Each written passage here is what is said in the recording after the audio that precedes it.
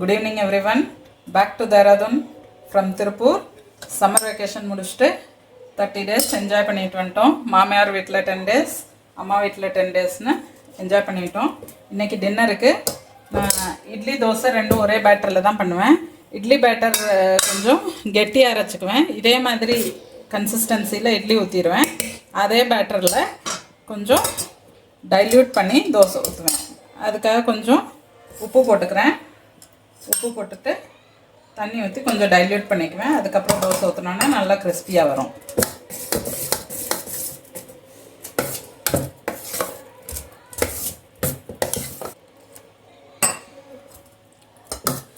ரொம்ப கெட்டியாக இருக்கக்கூடாது, தண்ணியாகவும் ரொம்ப இருந்தாலும் தோசை நல்லா வராது, ஒட்டிட்டு வரும். அளவாக தண்ணி ஊற்றி கொஞ்சம் கொஞ்சமாக போட்டு கரைச்சிக்குங்க மாவை. குழந்தைங்களுக்கு இட்லி தோசை அங்கே திருப்பூர்லையும் கொடுத்தேன்.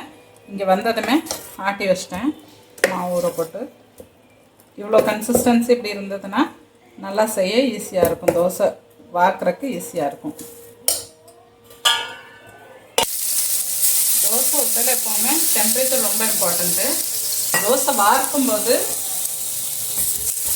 அதில் கொஞ்சம் டெம்பரேச்சர் மீடியம் டெம்பரேச்சராக இருக்கணும்.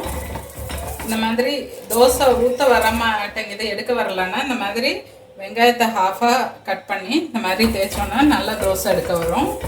இன்னொன்று முட்டை போட்டு கூட ஆம்லெட் மாதிரி அதுக்கப்புறம் ஊற்றினாலும் நல்லா வரும்.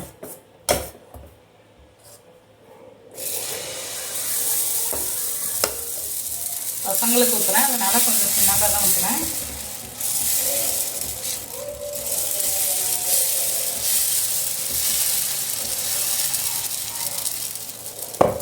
தோசை ஊற்றுனதுக்கப்புறம் ஃபுல் ஃப்ளேமில் வச்சுக்கணும். டெம்பரேச்சர் கொஞ்சம் ஜாஸ்தியாக இருந்தால் தான் கிறிஸ்பியாக வரும். ஸ்லோவாகவோ இல்லை மீடியம் ஃப்ளேம்லேயும் வச்சாலும் கிறிஸ்பியாக வராது. அதுக்கு மேலே எண்ணெய் ஊற்றிக்குங்க. எண்ணெயோ நெய்யோ பட்டரோ ஏதாச்சும் ஊற்றிக்கணும், உங்களுக்கு தேவையானது. ஒரு சைடு நம்ம பேன்லே குக் ஆகணும், ஒரு சைடு மூடி போட்டு ஸ்டீமில் குக் ஆகணும். அப்படி குக் ஆனால் நல்லா குக் ஆகும். சைட் பை சைடு சாம்பார் காலையில் செஞ்ச கேரட் சாம்பார் உருளைக்கிழங்கு போட்டு சாம்பார் வச்சுருக்கேன், அதை சூடு பண்ணிக்கிறேன்.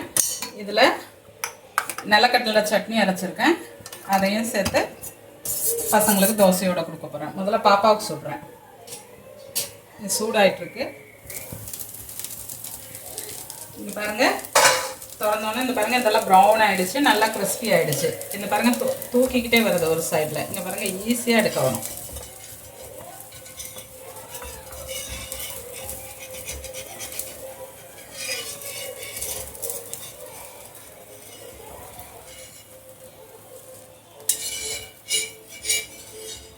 எவ்வளோ கிறிஸ்பியாக வந்துருக்கு பாருங்க. நம்ம மாவு அரைக்கிறதுல தான் அது கிறிஸ்பியாக வரதான் நல்லாயிருக்கும். காலையில் இட்லி சுட்டேன், அதுவுமே நல்லா ஃப்ளஃபியாக சாஃப்டாக வந்துருந்துச்சு.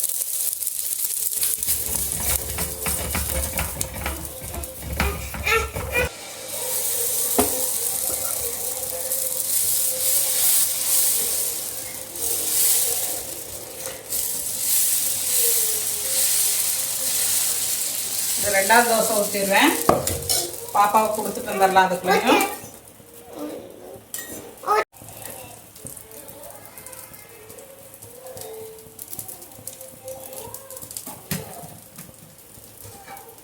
மூடி போட்டுடலாம்.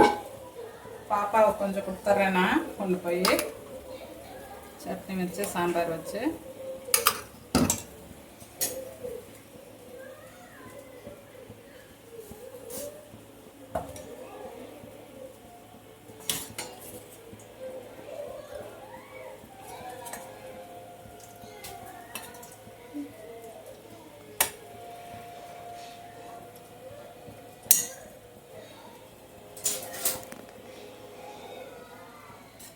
ஸ்பூன் போட்டு கொடுத்துடலாம். பாப்பா சாப்பிட ஆரம்பிக்கட்டும். रानी बैठ गई बेटा? हाँ खाना शुरू कर।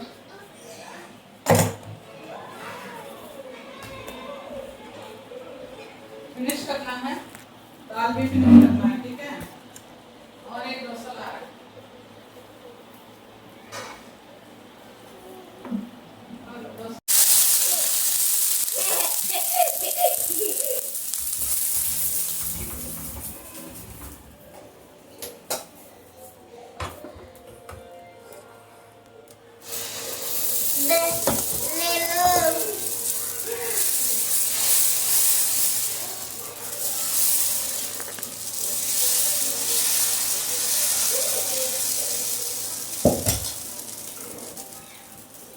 முதல்ல தோசை ஊற்றுறக்கே பயமாக இருக்கும்.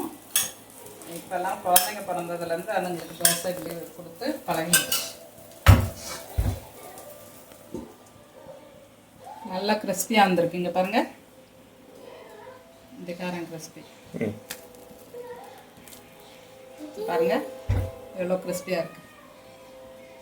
ஊஸ் हाथ में का टेस्टी தானிக்கு கொடுத்துட்டு வந்துடலாம்.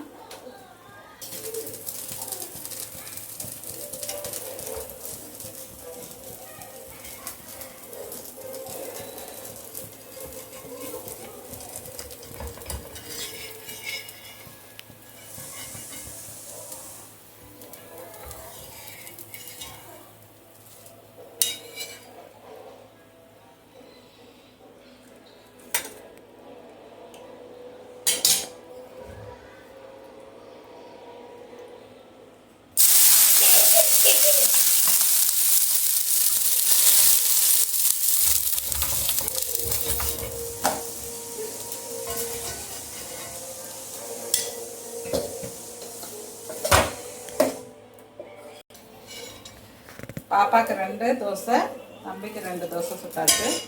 எவ்வளோ கிறிஸ்பியாக இருக்குது பாருங்க, மடங்கவே இல்லை. நல்லா கிறிஸ்பி தெரியுதா? தம்பி சாப்பிட்டுட்டு இருக்கான். இன்னொரு பிளேட்டில் வச்சுருவோம்.